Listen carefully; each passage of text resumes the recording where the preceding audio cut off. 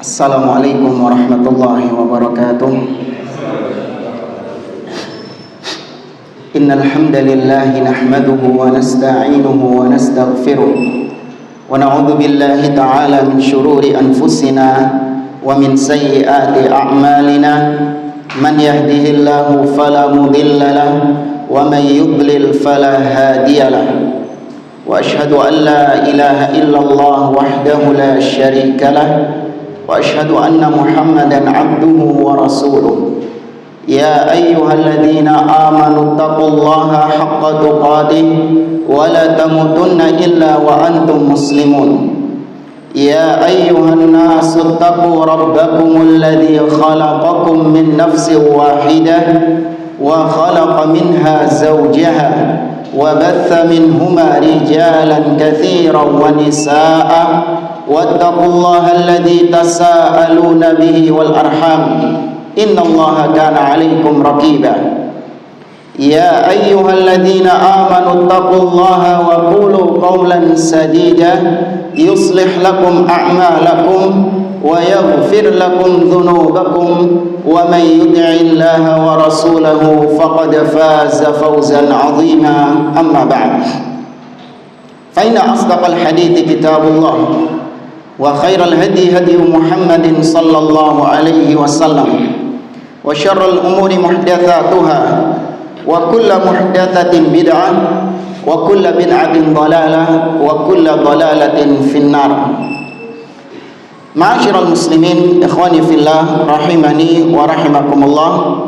Alhamdulillah, segala puji bagi Allah Subhanahu wa taala yang karena limpahan nikmat-nikmatnya dan taufiknya kita di malam hari ini dipertemukan kembali oleh Allah di majelis ini, di salah satu rumah dari rumah-rumah Allah, di salah satu taman surga dari taman-taman surga yang ada di dunia, yaitu majelis ilmu. Semoga Allah Subhanahu wa taala sebagaimana mengumpulkan kita di tempat ini, semoga kita kelak dikumpulkan juga di surganya yang ada di akhirat. Kita melanjutkan kembali pembahasan kitab Al-Qawaidul Arba' atau 4 kaidah mengenal kesyirikan yang disusun oleh Al-Imam Muhammad bin Abdul Wahhab rahimahullahu ta'ala dengan syarah atau penjelasan dari Syekh Shalih bin Fauzan Al-Fauzan hafizahullahu ta'ala. Kita masih membahas Al-Qaidah Ats-Tsalitsah, kaidah yang ketiga dari 4 kaidah yang disebutkan oleh Al-Imam Muhammad bin Abdul Wahhab rahimahullahu ta'ala. Kalau mau diulang kembali, kaidah yang pertama kesimpulannya adalah bahwa orang-orang musyrikin Quraisy yang diperangi oleh Nabi SAW, yang berhadap-hadapan dengan Nabi SAW, mereka bukanlah orang-orang yang menihilkan Allah sebagai pencipta. Bahkan mereka mengakui Allah adalah pencipta, pemberi rizki, Allah yang menghidupkan dan mematikan.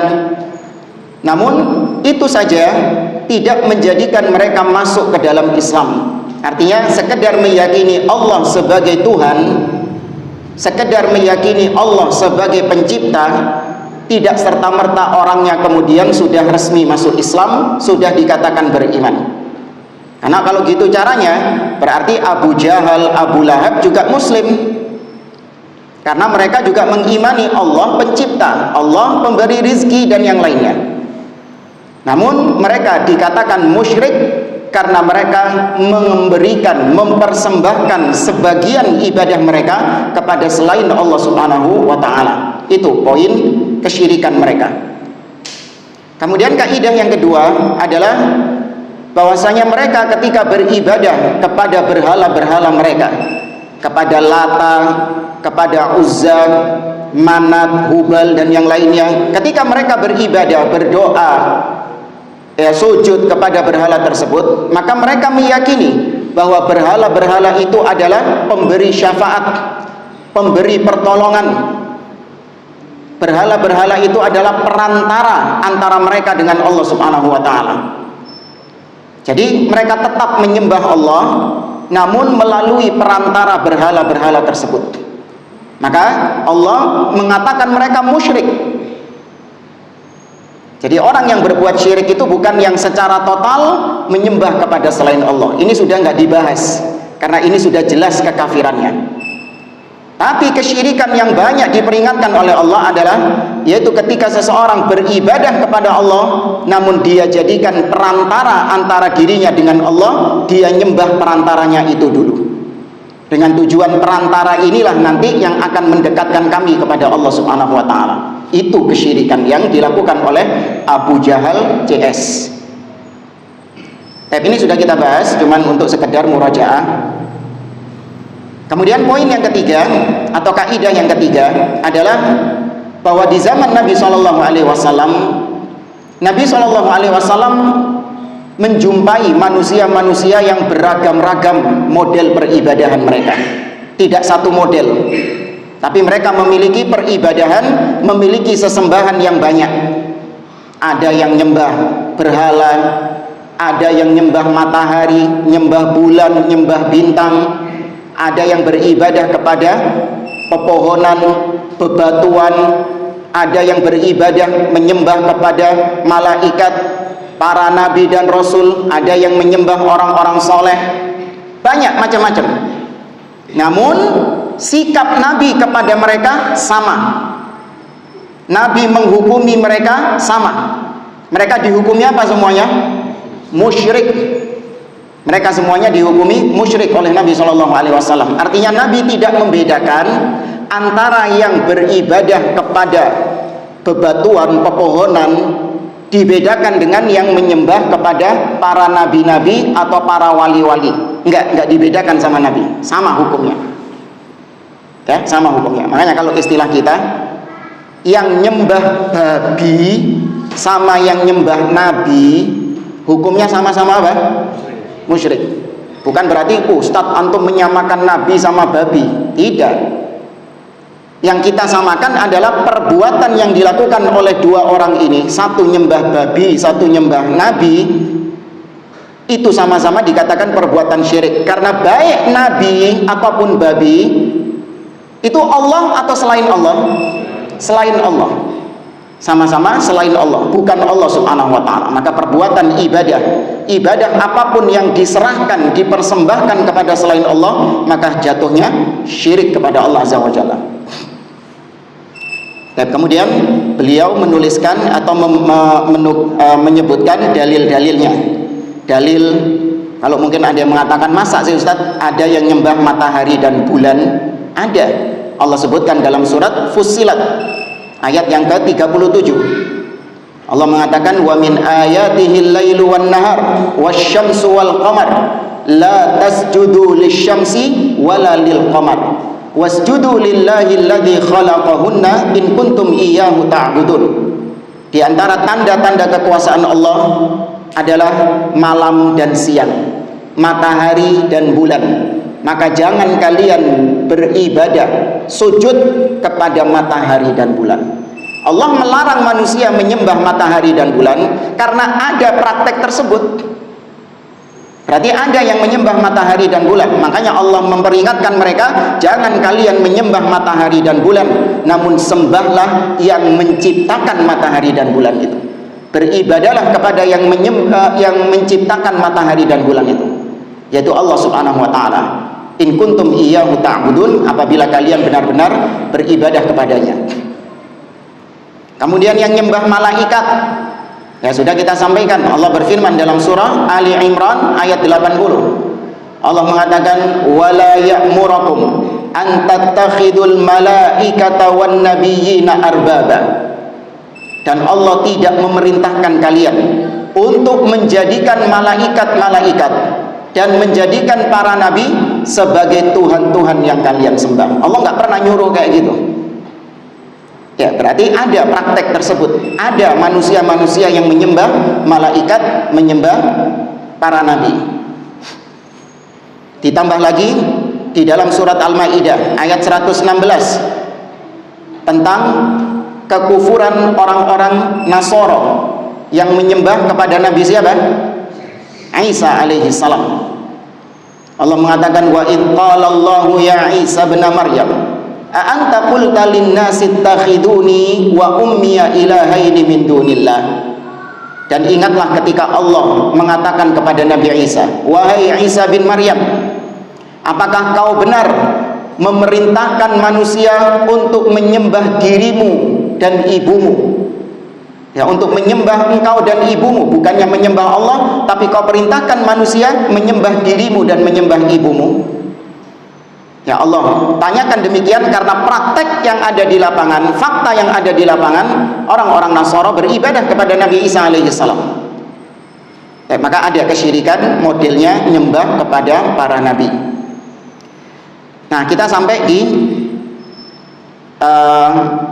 dalil tentang adanya manusia yang menyembah orang-orang soleh, betul ya? Ya, sampai situ ya. Hah? Kayaknya gitu, insyaallah. Seingat anak juga gitu.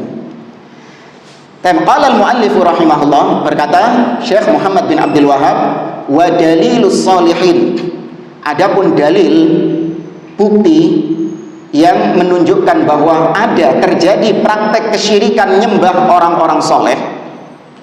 Sebenarnya kita yang hidup di Indonesia itu buktinya sudah apa? Banyak buktinya, sudah jelas terang benderang. Berapa banyak orang-orang yang datang ke kuburan wali-wali bukan dalam rangka untuk berziarah mengingat kematian, bukan dalam rangka untuk mendoakan orang yang mati, namun dalam rangka untuk meminta kepada orang yang mati tersebut. Ya, ini fakta yang menjadi rahasia umum. Ya, apalagi di negeri kita subur, bukan hanya subur tanaman-tanamannya, bukan hanya subur tumbuhan-tumbuhannya, tapi kesyirikan juga subur di negeri kita, wal iyadu billah. Qauluhu ta'ala, yaitu firman Allah dalam surat Al-Isra ayat 57. Allah mengatakan, ulaika alladzina yad'una yabtaghuna ila rabbihimul wasilah ayyuhum aqrabu wa yarjuna rahmatahu wa yakhafuna adzabah. Kata Allah Subhanahu wa taala, mereka itulah orang-orang yang berdoa kepada makhluk-makhluk, ya maksudnya kepada orang-orang soleh, kepada makhluk-makhluk, yang mana orang-orang soleh itu mereka juga berharap kepada Allah, mereka juga mencari wasilah perantara untuk mendekatkan diri kepada Allah, mereka juga berharap rahmat Allah dan takut akan azab Allah. Jadi artinya kalau seseorang berdoa kepada wali-wali yang telah mati itu, padahal wali-wali tersebut, ya wali tersebut berdoanya juga kepada siapa? Allah Subhanahu wa ta'ala. Wali-wali tersebut juga takut akan azab Allah.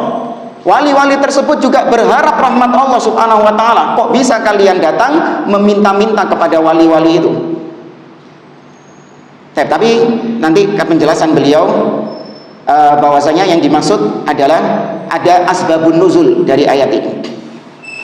Ya, kita baca penjelasan dari Syekh Shalih Fauzan hafizahullah. Wa dalilus sholihin, yakni anna hunaka man abada sholihina minal bashar, bahwasanya ada di sana yang beribadah kepada orang-orang soleh dari kalangan manusia. Allah berfirman tadi, ulaikal ladzina yad'un yabtaghuna ila rabbihimul wasilah ayyuhum aqrab, al-ayah. Mereka itulah orang-orang yang berdoa kepada orang-orang soleh, yang orang-orang soleh itu juga berharap kepada Allah. Ya, orang-orang soleh itu juga mencari ya perantara-perantara yang bisa mendekatkan diri mereka kepada Allah Azza wa Jalla. Kok bisa kalian minta-minta kepada wali-wali tersebut? Qil, dikatakan nazalat hadhil ayah. Ayat tadi surat Al-Isra ayat 57 turun fi man ya'budul masih wa ummuhu wa Uzairan. Ayat tersebut turun berkaitan dengan orang yang beribadah kepada Al-Masih, yaitu maksudnya Isa bin Maryam, dan juga beribadah kepada ibunya, yaitu Maryam alaihissalam, dan juga beribadah kepada Uzair, yakni orang-orang Yahudi.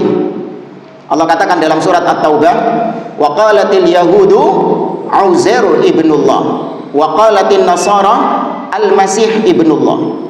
Orang-orang Yahudi mengatakan Uzair adalah anak Allah, sedangkan Nasara mengatakan Al-Masih adalah anak Allah. Maka Uzair itu adalah salah satu nabi dari nabi-nabi Bani Israel. Kalau orang-orang Nasara sekarang ini atau orang-orang Yahudi juga menyebutnya dengan Ezra. Kalau mungkin ada orang Nasara namanya Ezra, nah itu maksudnya Uzair kalau bahasa Arabnya, Uzair. Maka ayat tadi turun berkaitan dengan yang menyembah Nabi Isa, Maryam dan Uzair. Fa akhbara subhanahu annal masih wa ummuhu Maryam wa Uzairan kullahum ibadun lillah. Maka kemudian Allah turunkan ayat ini sebagai bantahan kepada mereka. Nabi Isa yang kalian sembah, wahai orang-orang Nasara, Nabi Isa yang kalian sembah, yang kalian ibadahi, Maryam ibunya Nabi Isa yang kalian sembah dan kalian ibadahi, Uzair yang kalian sembah dan kalian ibadahi, mereka semua ini beribadahnya kepada siapa? Allah subhanahu wa ta'ala. Yataqarrabuna ilallah, mereka mendekatkan diri mereka kepada Allah. Wa yarjuna rahmatahu, mereka juga berharap rahmat Allah. Wa yakhafuna adzabah, mereka juga takut akan azab Allah.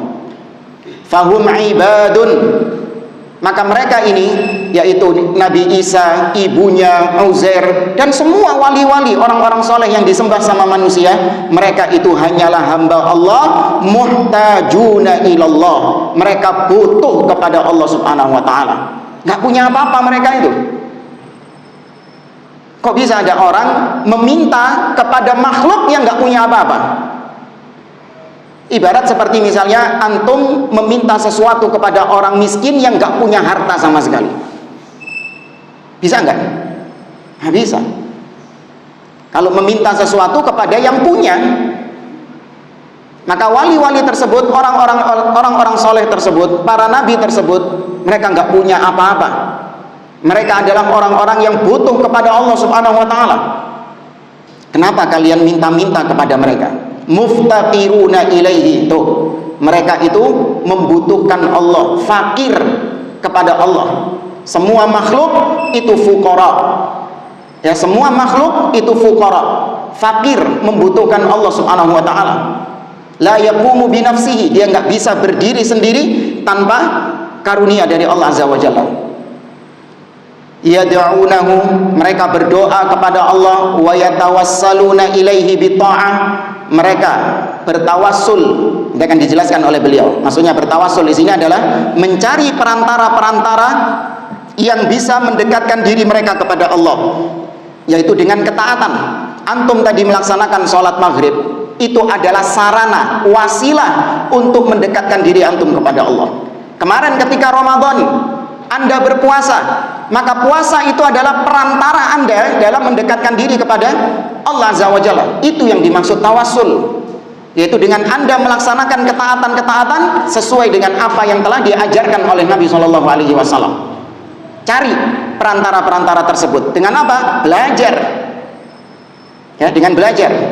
Jangan orang taunya perantara mendekatkan diri kepada Allah cuman sholat tok.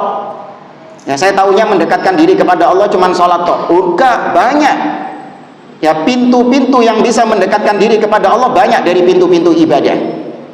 Berbakti sama orang tua, ya, memberi makan kepada fakir miskin dan yang lainnya, itu semua adalah sarana-sarana dalam mendekatkan diri kepada Allah. Itu tawassul yang disyariatkan.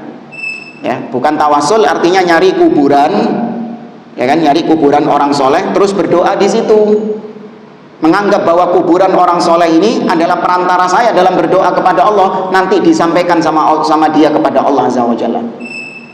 Ya, nanti disampaikan sama dia kepada Allah, doa saya, hajat saya, keperluan saya, nanti dia menyampaikan kepada Allah. Lah emang kenapa nggak menyampaikan sendiri? Gak enak, aku ake dosoni, ya, saya hamba yang penuh dosa, mau minta langsung kepada Allah nggak bakal didengar. Ya, belum apa-apa sudah suudzon sama Allah azza wa jalla. Terus gimana? Makanya saya butuh orang-orang soleh, saya minta kepada dia, kan dia orang yang dekat sama Allah. agar dia menyampaikan kepada Allah Subhanahu wa taala tentang hajat-hajat saya. Nah, kalau dia yang ngomong sama Allah, besar kemungkinan dikabulkan sama Allah Azza wa Jalla. Ini yang kita katakan kebiasaan orang Indonesia plus 62, apa-apa itu mesti pakai apa? Ordal. Ya, apa-apa mesti pakai ordal, orang dalam. Bahkan urusan berdoa saja nggak mau ngurus sendiri. Pakai orang dalam gitu. Baik. Nanti akan ada pembahasan tentang tawassul ini. Yabtaghuna ila rabbihimul wasilah. Mereka mencari wasilah kepada Rabb mereka. Yakni al-qurbu minhu, yaitu mencari kedekatan kepada Allah Subhanahu wa taala. Dengan apa? Bi ta'atihi, dengan ketaatan kepada Allah, wa ibadatihi, dengan ibadah kepada Allah.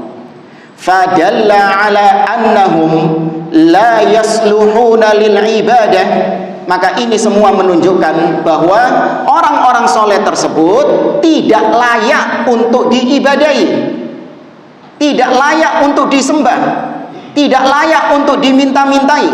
Li'annahum basyarun muhtajun, karena mereka manusia biasa yang membutuhkan Allah Subhanahu wa taala. Fuqara, mereka adalah orang-orang yang fakir. Fakir artinya butuh. Ya, butuh kepada Allah. Yad'unallah, mereka adalah orang-orang yang berdoa kepada Allah. Wali-wali itu, orang-orang saleh itu. Wa yarjuna rahmatahu, mereka juga berharap rahmat Allah. Wa yakhafuna adzabah, mereka juga takut akan siksa Allah. Wa man kana kadzalik, maka barang siapa yang kondisinya seperti tadi, la yasluh, tidak layak, tidak pantas, an yu'bada ma'allahi azza wa jalla, tidak pantas untuk dia disembah bersamaan dengan dia menyembah Allah Subhanahu wa taala. Itu pendapat pertama ya, yang mengartikan bahwa ayat ini, surat Al-Isra ayat 57 ini turun berkaitan dengan orang-orang yang beribadah kepada Nabi Isa, ibunya Nabi Isa dan Uzair. Padahal baik Nabi Isa, ibunya Uzair, mereka semua adalah orang-orang yang juga beribadah kepada Allah. Kok bisa kalian ibadah juga? Ini pendapat pertama. Wal qaulu tsani, pendapat yang kedua, annahum nazalat fi unasin minal musyrikin. Ayat ini turun berkaitan dengan sekelompok manusia dari kalangan musyrikin. Ya, dari kalangan musyrikin. Kanu ya'buduna nafaran minal jin, mereka beribadah kepada sekelompok jin. Mereka beribadah kepada sekelompok jin, orang-orang ini. Fa aslamal jin, ternyata jin yang mereka sembah selama ini masuk Islam. Loh, kok bisa jin masuk Islam? Karena jin juga diperintahkan beribadah kepada Allah. Apa dalilnya? Naam, wa ma khalaqtul jinna wal insa illa liya'budun. Tidaklah aku ciptakan jin dan manusia kecuali agar mereka beribadah kepadaku. Maka jin juga disyariatkan. Syariat Nabi Muhammad SAW bukan hanya untuk bangsa manusia, tapi juga untuk bangsa jin. Namun bagaimana mereka melaksanakan ibadah tersebut, nah ini nggak perlu kemudian kita kipu. Apa kipu? Kepingin kemeru, bukan kemeru, bukan sok tahu, pingin tahu. Oh, bahasa Ampel sana fudul. Ya, fudul, pingin tahu itu. Ya, Ustaz, kalau jin sholatnya gimana Ustaz? Kalau misalnya saya bermakmum sama jin gimana? Wah, aneh-aneh pertanyaan itu. Ya, diimami sama jin itu gimana? Kalau jin puasa gimana Ustaz? Jinnya puasa. Terus kalau jin naik haji gimana? Ya, sudah, mereka memiliki syariat. Mereka juga diperintahkan beribadah dengan kaifiyah yang mereka kerjakan sendiri. Kita tidak bisa melihat mereka dan kita tidak mengetahui keberadaan mereka. Ya. Intinya ada sekelompok jin, ada sekelompok manusia yang beribadah kepada jin. Ternyata jinnya ini masuk Islam. Walam ya'lam haula alladzina ya'budunahum bi islamihim. Nah, orang-orang yang tadi sudah nyembah jin tadi Gak weruh, gak tahu kalau jin yang mereka sembah ternyata sudah masuk Islam. Wasaru yataqarrabuna ilallah bitta'ati wad-dhara'ah. Maka jadilah mereka mendekatkan diri kepada Allah Subhanahu wa taala, atau jin-jin tersebut mendekatkan diri kepada Allah dengan ketaatan, dengan ketundukan. Wa yarjuna rahmatahu, para jin-jin tadi berharap rahmat Allah. Wa yakhafuna adzabah, dan juga takut akan siksa Allah. Fahum ibadun muhtajuna fuqara. Maka jin-jin tadi itu juga hamba Allah, butuh kepada Allah, fakir kepada Allah. La yasluhuna lil ibadah, sama, tidak layak untuk disembah dan diibadahi. Maka jin itu tidak melulu semuanya kufur kepada Allah Azza wa Jalla. Cuman kita nggak tahu. Ustadz, saya berteman dengan jin muslim. Tahu dari mana kalau dia memang muslim? Tahu dari mana kalau dia memang masuk Islam? Iya, dia ngomong kayak gitu. Oh, belum bisa dijadikan hujjah. Karena bisa jadi apa? Penipu, dusta. Kalau dia memang masuk ke dalam Islam, dia tidak akan mungkin mengganggu manusia. Paham ya? Dia tidak akan mungkin mengganggu manusia, berinteraksi dengan manusia, apalagi di situ dibumbu-bumbui atau dihembuskan perkara-perkara syubhat yang memalingkan manusia dari jalan Allah Subhanahu wa taala. Dengan alasan tadi, ini jin muslim. Ya, enggak. Kalaupun jin muslim, enggak akan mungkin dia mengganggu manusia, enggak akan mungkin dia membuka pintu untuk manusia. Dia fokuskan dirinya untuk beribadah kepada Allah. Allah mengatakan dalam surat Al-Jin, kata Allah Subhanahu wa taala, minnas salihuna wa minna duna dzalik kunna tara'iqa qidada. Di antara kami para jin ada yang muslimun, ada yang muslim, dan di antara kami ada juga yang bukan muslim. Kunna tara'iqa qidada, kami pun juga berlevel-level. Ya, bahkan Al-Imam Ibnu Qayyim Al-Jauziyah menyebutkan ada juga jin yang ahlil bid'ah. Iya, sama seperti manusia juga ada yang ahlil bid'ah, jin pun juga ada yang ahlil bid'ah. Yang muslim juga demikian, berlevel-level. Ada yang taat, sangat taat kepada Allah, ada yang setengah-setengah taat kepada Allah, ada yang banyak terjatuh dalam kemaksiatan. Ya, sama. Dan ada yang kafir. Yang kafir ada yang mengganggu manusia, yang kafir ada juga yang luar biasa kekufurannya, dan yang lainnya. Intinya sama sebagaimana kondisi manusia bertingkat-tingkat. Wa ayyan kana al-muradu bil ayatil karimah, maka itu tadi dua pendapat. Yang satu turun kepada Nabi dan Rasul, orang-orang yang menyembah Nabi Isa dan Uzair dan ibunya. Pendapat kedua yang turun berkaitan dengan sekelompok manusia yang menyembah jin, Maka apapun dari dua pendapat tadi tentang ayat tersebut, fa innaha tadullu ala annahu la yajuzu ibadatus salihin. Intinya ayat itu menunjukkan dalil yang menjadi dalil bahwa tidak boleh beribadah kepada orang soleh. Jangan kemudian ngelak. Oh enggak Ustaz, saya enggak pernah kok sujud kepada orang soleh itu. Saya enggak pernah kok sholat ya untuk orang soleh itu. Saya juga enggak pernah tawaf di kuburannya orang soleh itu kok. Terus apa yang kau lakukan? Aku hanya berdoa. Ya, aku hanya berdoa memanggil orang soleh tersebut agar orang soleh itu menyampaikan doa saya kepada Allah. Doa itu juga masuk bagian dari ibadah. Nabi SAW bahkan dengan tegas mengatakan ad-du'a huwal ibadah. Doa itu adalah bagian dari ibadah. Jadi jangan disempitkan ibadah cuman sholat, puasa, zakat, haji. Enggak. Berdoa, bahkan doa itu adalah inti ibadah. Setiap ibadah itu pasti doa. Makanya ada istilah dari para ulama, doaul ibadah dan doa masalah. Doa ibadah maksudnya adalah semua ibadah yang kita lakukan itu adalah doa. Karena tidaklah kita beribadah pasti terselip doa di situ kepada Allah meskipun tidak terucap. Anda tadi sholat maghrib, nggak ada harapan apapun dari sholat maghrib tadi, nggak mungkin. Anda sholat maghrib tadi itu loh, nggak ada harapan apapun kepada Allah. Apa harapan Anda dengan sholat maghrib tadi? Diterima agar nanti masuk surga. Itu harapan paling tinggi, dan dijauhkan dari neraka. Masa tadi Anda sholat maghrib sholat gitu kosong, ndak ngarep apa-apa sama Allah gitu. Masa gitu? Enggak. Maka sholat tadi yang Anda kerjakan terkandung apa di dalamnya? Doa, meskipun tidak terucap. Puasa yang Anda kerjakan, ya kan, sedekah yang Anda keluarkan, semua terselip doa meskipun tidak terucap. Ini namanya doa ibadah. Semua ibadah adalah doa.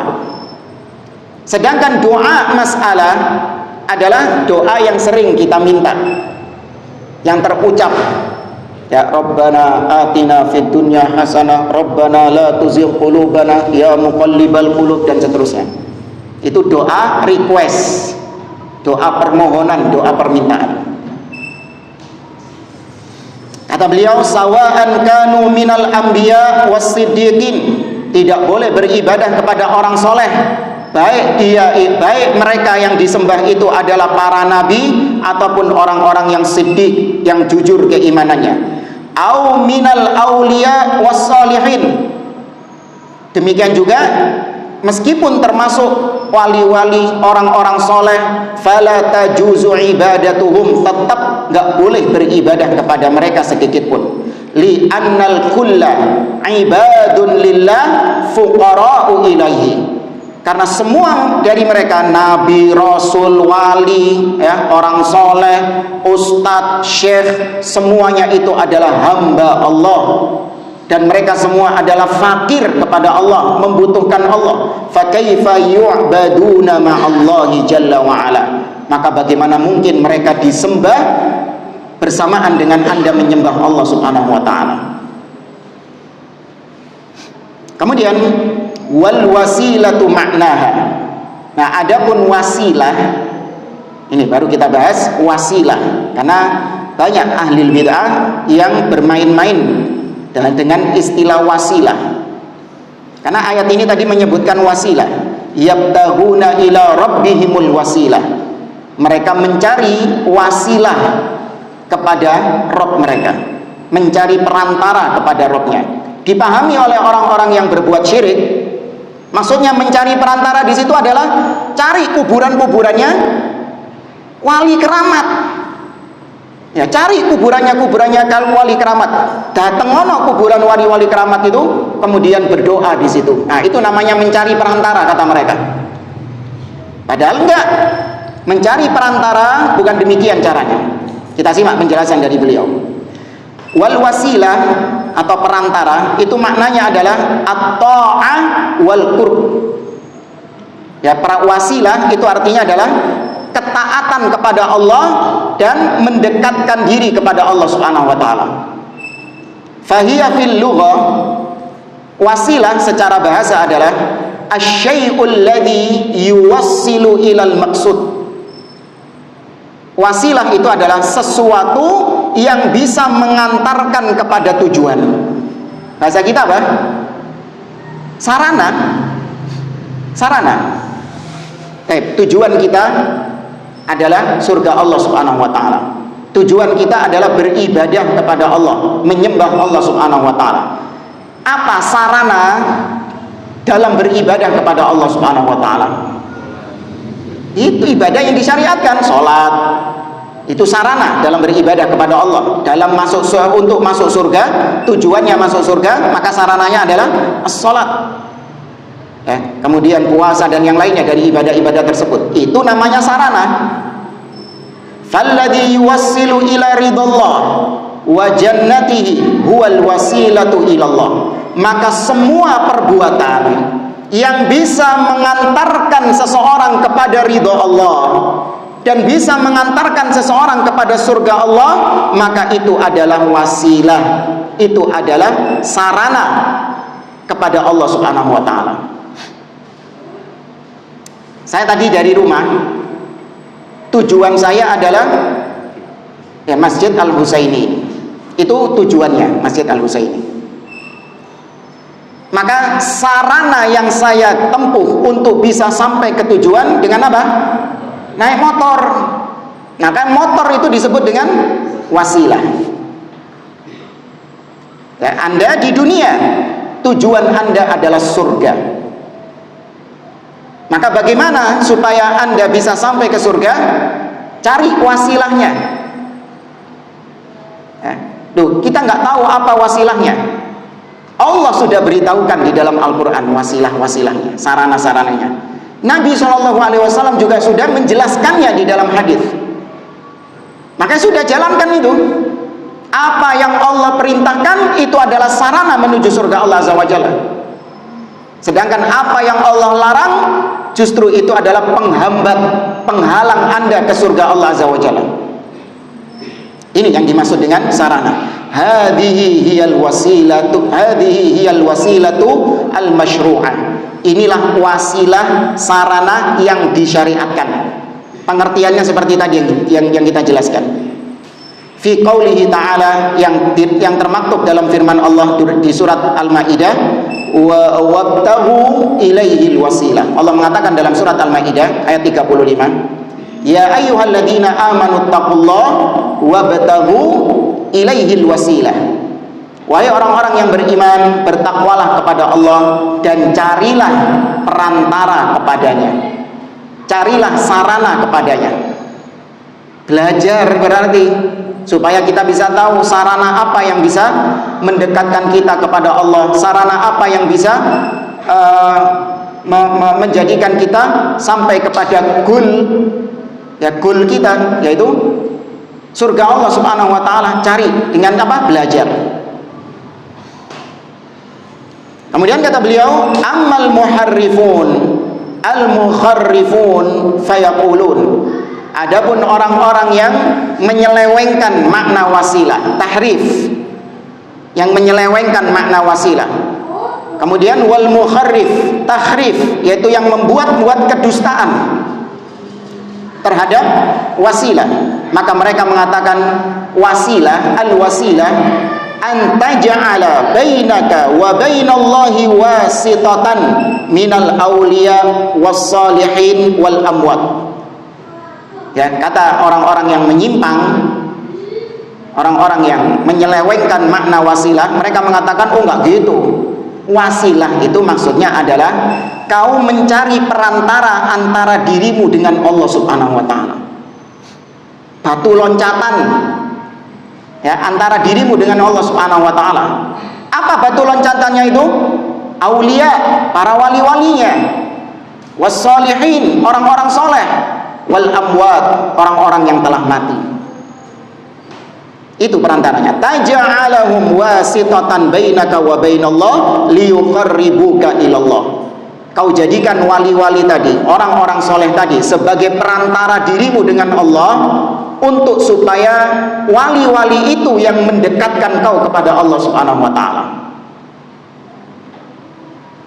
Allah mengatakan dalam surat Az-Zumar, kata Allah Subhanahu wa taala, surat Az-Zumar ayat yang ketiga, Allah mengatakan tentang perbuatan mereka ini, ma na'buduhum illa liyuqarribuna ilallahi zulfa.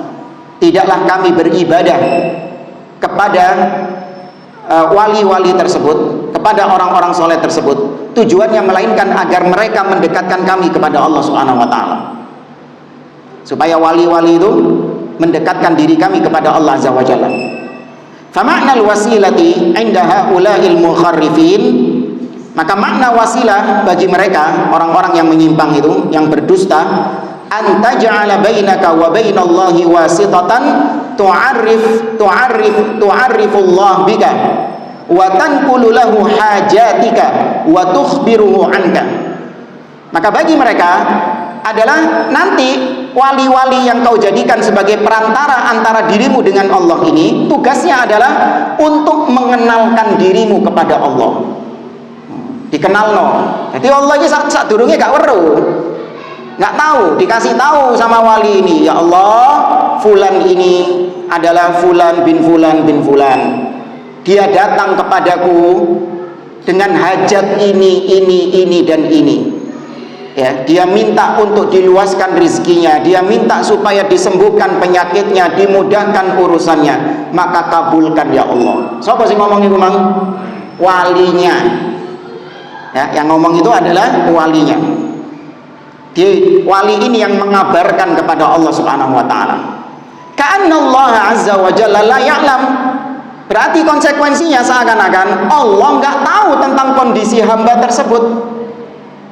Allah nggak tahu kondisi hamba itu, nggak tahu sampai diberitahu sama walinya itu tadi. Au ka'anna Allah jalla wa ala bakhil la yu'ti illa ba'dama yulihu alaihi bil wasaid. Atau bisa jadi seakan-akan kalau modelnya seperti tadi, seakan-akan Allah itu pelit, Allah itu bakhil, Allah tidak memberi kecuali apabila dengan cara dipaksa oleh orang-orang yang dekat, dirayu sama orang-orang yang dekat. Misalnya dulu waktu kecil ya, kita kalau minta sesuatu sama bapak itu nggak dikasih, nggak dikasih. Minta uang sama bapak nggak dikasih, pelit bapak. Baru bapak mau ngasih setelah kita bujuk siapa? Mama, bujuk ibu. Kemudian ibu mengatakan kepada ayah, sudahlah kasih uang, kesian dia belum jajan. Baru dikei ambil bapak duit. Apakah Allah seperti itu? Enggak. Jangan disamakan, ini bahayanya tasbih, menyamakan antara Allah dengan makhluk. Diibaratkan Allah seperti presiden, seperti raja. Kita rakyat biasa, kalau mau ngomong sama presiden nggak bisa langsung. Kalau kita mau menyampaikan hajat kepada penguasa, kepada presiden, raja, nggak bisa langsung. Tapi lewat mana? Ajudannya, ya, lewat menterinya, lewat pas pampresnya misalnya. Baru nanti sama ajudannya disampaikan kepada presiden, disampaikan kepada raja. Nah sama, kita ketika mau minta kepada Allah Subhanahu wa taala nggak bisa langsung. Kenapa? Kita hamba yang biasa, banyak berlumuran dosa. Sebagaimana kita rakyat biasa, nggak punya keistimewaan apa-apa, maka nggak bisa kita langsung meminta kepada Allah. Kita butuh perantara. Siapa? Wali-wali inilah mereka, orang-orang yang dekat dengan Allah Azza wa Jalla. Kita datang kepada mereka, kita minta-minta kepada mereka, mereka yang nanti akan menyampaikan kepada Allah Azza wa Jalla. Ini hukumnya, kalau wali itu masih hidup, boleh. Kenapa boleh? Karena wali tersebut masih diyakini ada di dunia ini, sehingga yang dilakukan oleh sang wali tersebut, dia berdoa kepada Allah Azza wa Jalla. Sebagaimana Nabi SAW pernah didatangi oleh para sahabat, oleh seorang sahabat yang mengeluhkan tentang paceklik di kampungnya. Maka ketika itu dia meminta kepada Nabi agar berdoa kepada Allah menurunkan hujan. Maka Nabi pun berdoa kepada Allah dan hujan turun di kampung tersebut. Itu ketika hari Jumat. Jumat depannya datang lagi orang itu. Minta apa? Minta diberhentikan hujannya, banjir soalnya kampung. Mandek-mandek. Maka Nabi mendoakan lagi, hujan pun berhenti. Ini kata para ulama, boleh kita minta doa kepada seorang yang masih hidup, dia berdoa kepada Allah Subhanahu wa taala. Nah, itu boleh. Namun kalau orangnya sudah mati, ada keyakinan tersendiri di mana orang ini diyakini dekat dengan Allah Subhanahu wa taala, padahal enggak. Tahu dari mana kita kalau wali tersebut mendapatkan nikmat kubur, masuk surga? Tahu dari mana? Gak ada yang tahu jemaah. Bisa jadi sang wali tersebut justru orang yang diazab sama Allah Subhanahu wa taala, tersiksa di alam kuburnya. Maka nggak boleh memastikan seseorang tanpa dalil, meskipun di dunia masya Allah dia soleh, dia ahli ibadah luar biasa kebaikannya, ketika mati nggak boleh kita vonis, karena ini perkara-perkara gaib. Kita nggak tahu isi hati seseorang. Bisa jadi selama ini apa yang dia tampakkan itu adalah kesolehan-kesolehan. Allah yang tahu isi hatinya. Allah mengatakan dia bukan orang soleh. Di kuburnya dapat azab kubur. Gak tahu, didatangi saja sama orang-orang, diminta-mintai, kalau bisa ngomong, ngamuk itu walinya itu. Bukannya malah mendoakan saya, malah minta doa. Ini lagi kerepotan di kuburan ini, kok malah mau jaluk-jaluin. Doakan saya supaya diampuni sama Allah, ya, supaya tidak diazab, supaya tidak disiksa, bukan malah diminta-mintai doa. Seperti seorang sahabat ketika perang, para sahabat Nabi SAW melihat ada seorang sahabat yang perangnya luar biasa ketika melawan musuh itu, pemberani luar biasa. Para sahabat kagum dengan kehebatan orang ini ketika berperang, selalu berada di garis terdepan. Tapi kata Nabi SAW, huwa min ahlin nar, hunda, itu orang termasuk penghuni neraka. Bingung sahabat. Tapi kita lanjutkan setelah adzan. Kita lanjutkan sampai mana tadi? Oh iya. Maka Nabi mengatakan bahwa sahabat yang luar biasa tadi termasuk penghuni neraka. Maka mereka pun heran, kok bisa ada orang sehebat ini tapi Nabi mengatakan penghuni neraka. Ternyata benar, ketika dia mengalami luka yang parah dan dia nggak kuat menahan sakitnya, maka dia pun membunuh dirinya sendiri, menusukkan diri sendiri dengan pedang. Nah, kalau nggak diikuti sama sahabat, orang ini apa, terus akhir hidupnya gimana, dia nggak diikuti sama sahabat-sahabat yang lain, berarti tahu-tahu dia diketahui mati, orang-orang akan menganggap dia apa? Syahid. Orang-orang akan luar biasa mengagungkan dia. Ini luar biasa, ini tadi saya lihat perangnya luar biasa. Untung diikuti sama sahabat-sahabat, dipergoi sama para sahabat. Ketahuan kalau dia ini ternyata bunuh diri matinya, bukan mati syahid. Tapi maka ini menunjukkan bahwa seseorang yang mati, seorang soleh, orang yang luar biasa ketaatannya, keimanannya, ketika dia mati, maka kita berharap dia termasuk di antara orang-orang yang diampuni sama Allah dan berharap surga. Namun memastikan nggak boleh. Maka termasuk yang datang ke kuburan orang soleh tadi, meminta-minta kepada orang soleh tersebut, maka itu ada unsur memastikan kalau dia ini sudah pasti diampuni sama Allah, sudah pasti didekatkan oleh Allah Azza wa Jalla. Kemudian kata beliau, walihada yushabbihuna 'alan nas wa yaqulun Allahu jalla wa ala yaqul ulaika alladziina yad'una yabtaghuna ila rabbihimul wasilah. Nah, mereka mentashbih, menyerupakan, ya, mereka menyerupakan Allah atau mereka menyerupakan dengan manusia. Ya, mereka mengatakan, Allah berkata bahwa mereka itulah orang-orang yang berdoa mencari perantara kepada Allah Subhanahu wa taala. Fadalla ala anna ittikhadal wasaid minal khalqi ila Allah amrun masyru'. Maka ayat ini surat Al-Isra ayat 57 adalah dalil yang menunjukkan bahwa menjadikan perantara dalam beribadah kepada Allah, menjadikan makhluk sebagai perantara dalam beribadah kepada Allah, mengambil perantara-perantara, mencari sarana-sarana untuk mendekatkan diri kepada Allah, itu adalah perkara yang masyru' kata mereka. Li'anna Allah athna ala ahlihi, karena Allah memuji para wali-walinya. Dalam ayat yang lain surat Al-Maidah Allah mengatakan, ya ayyuhalladzina amanu taqullaha wabtaghu ilaihil wasilah. Wahai orang-orang yang beriman, bertakwalah kepada Allah dan cari perantara-perantara itu. Qalu, kata mereka, orang-orang yang berbuat syirik itu, mereka mengatakan, innallaha amarona an nattakhidal wasila ilaihi. Tuh, lihat, Allah yang nyuruh kita untuk nyari perantara. Allah yang menyuruh kita untuk mencari perantara dalam mendekatkan diri kepadanya. Maka ya sudah, kita nyari kuburan. Ngono mindset mereka. Disuruh nyari perantara berarti maksudnya nyari kuburannya orang soleh. Padahal nggak gitu. Kata beliau, wal wasilatu maknaha al-wasitatu. Padahal wasilah itu maknanya adalah perantara. Hakadha yuharrifuna al-kalima an mawadhi'i. Demikianlah ahli bidah menyelewengkan ucapan dari makna yang aslinya. Ya, wasilah artinya perantara, yaitu beribadah kepada Allah, mendekatkan diri kepada Allah, mencari sarana untuk mendekatkan diri kepada Allah dengan ibadah yang disyariatkan. Itu maksudnya dipalingkan sama mereka. Perantara itu maksudnya adalah nyari kuburannya orang soleh, dungo nang gunung, minta sama orang soleh itu. Nah, orang solehnya itu yang namanya perantara.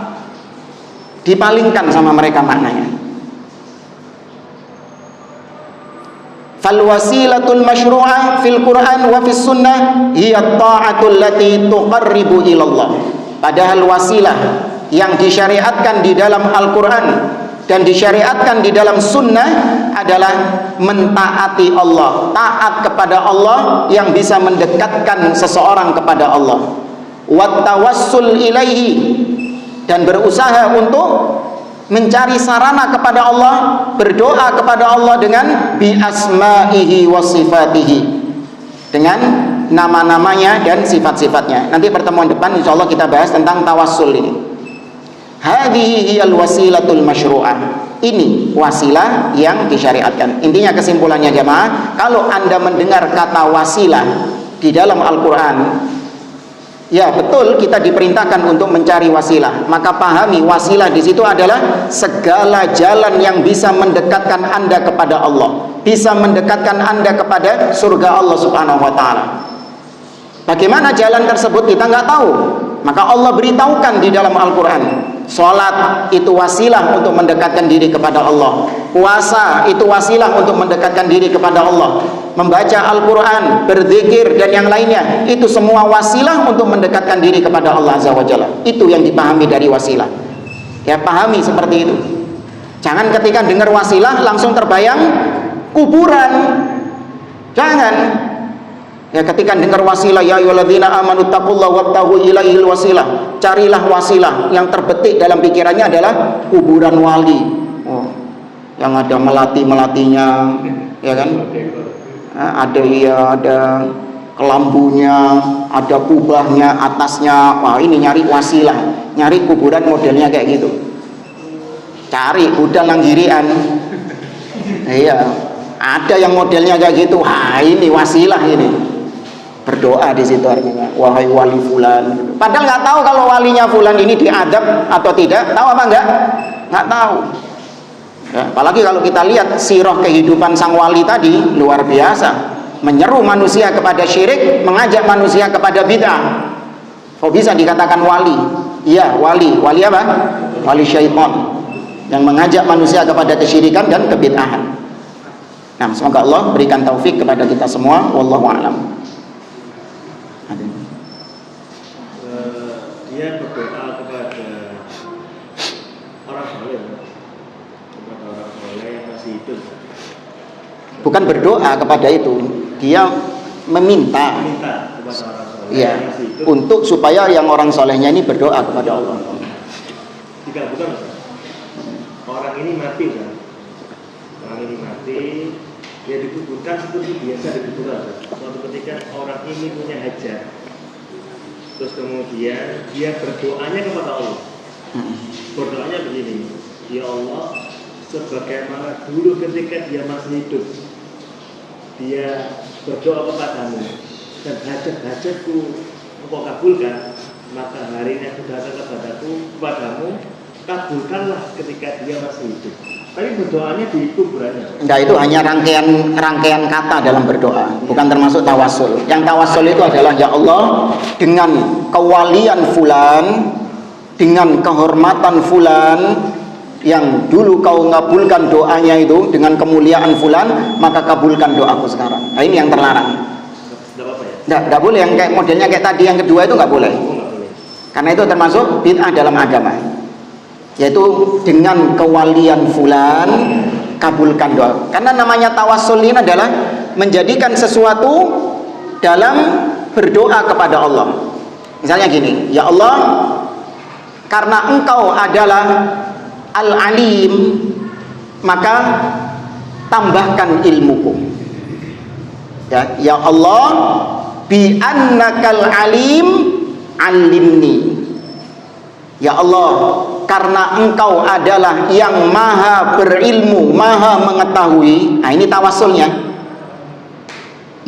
Itu perantaranya. Karena engkau adalah yang maha berilmu, maka ini baru masuk requestnya, doanya. Tambahkan ilmuku. Siapa yang bisa? Kalau tadi minta ilmu, sekarang minta ampun. Gimana rangkaian doanya? Dengan tawassul. Nggak rangkaiannya seperti tadi.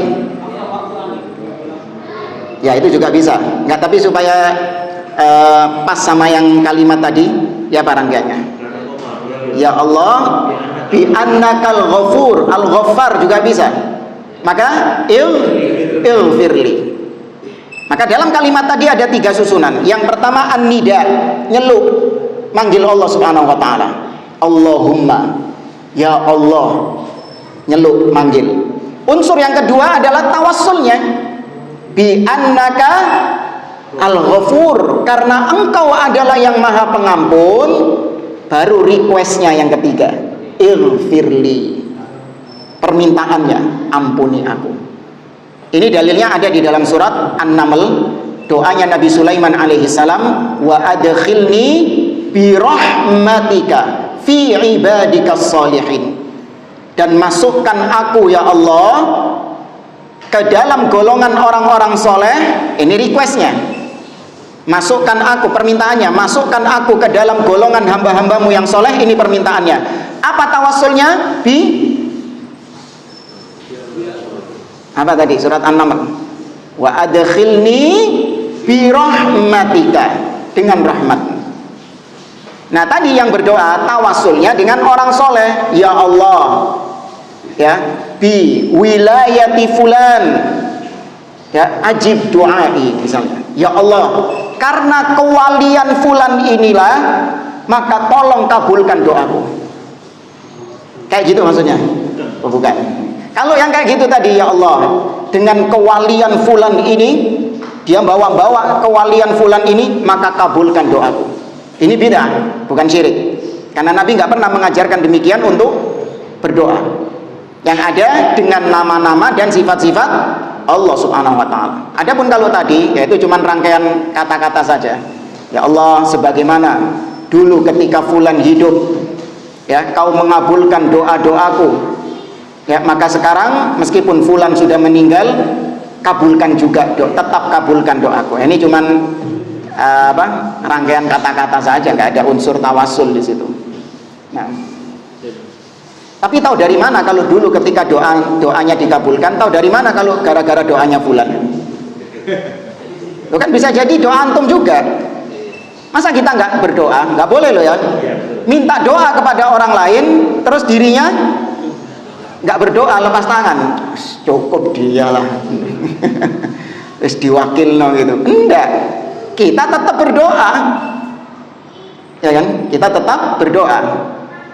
Karena khawatirnya itu tadi, kalau doa hanya diserahkan kepada fulan saja, sedangkan kita nggak berdoa, ketika kemudian dikabulkan doanya, maka pasti kita akan nanti suatu saat kalau butuh lagi kita akan datang ke fulan. Maka tawakalnya kepada Allah berkurang ketika itu. Justru dia tawakalnya kepada fulan tadi, bergantungnya kepada fulan tadi. Hanya ngomong ambil konco-konco, jaluk dungo nang Pak Muklis itu, doanya itu langsung manjur, langsung dikabulkan. Nyoba temennya, Pak Muklis doakan saya ya, supaya saya bisa nikah lagi misalnya gitu. Dikabulkan. Ngomong sama temen-temennya, tambah banyak yang tahu, minta doa sama Pak Muklis, buka praktek akhirnya. Buka praktek dia akhirnya. Ya, orang-orang datang minta doa kepadanya. Ketika mati, nah, sudah tahu sendiri kan gimana? Nah, kalau ketika mati langsung kuburannya apa? Ya, banyak. Nanti ada ini tukang parkir nanti. Sudah tahu kalau ada tukang parkir berarti tempat itu apa? Rame berarti datangnya orang. Nah, ini nggak benar. Anda juga berdoa sendiri. Ketika doa itu dikabulkan, maka ada 2 kemungkinan. Bisa jadi karena doa saya, bisa jadi karena doanya dia. Atau antum minta kepada 2 orang. Antum minta doa kepada fulan, kepada fulan, kepada fulan, maka ketika dikabulkan, bisa jadi yang dikabulkan doa fulan, doa fulan, doa fulan. Atau bisa jadi nggak ada doa yang dikabulkan. Itu murni pemberian dari Allah Subhanahu wa taala. Paham ya? Itu murni pemberian dari Allah. Tidak ada doa yang dikabulkan di situ, tapi itu murni pemberian dari Allah. Bisa jadi, kita nggak tahu. Ya, kita nggak tahu ilmu gaib. Cukup ya? Baik, saya cukupkan di sini. Wallahu a'lam. Aku qouli hadza wa sallallahu ala nabiyyina Muhammad wa ala alihi wa sahbihi ajma'in. Wassalamualaikum warahmatullahi wabarakatuh.